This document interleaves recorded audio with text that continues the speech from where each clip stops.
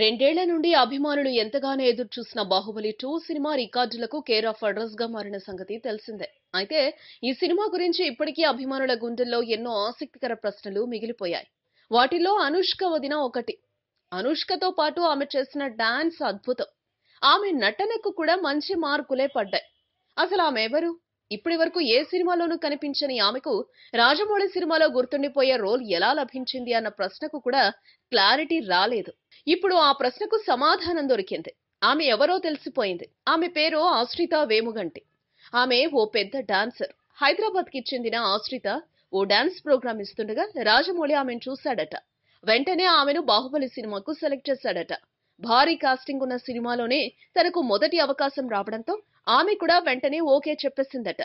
తన dance programmes తో బిజీగా ఉన్న సినిమాల్లో మంచి అవకాశాలు వస్తే నటిస్తానని చెప్తోంది ఆశ్రిత.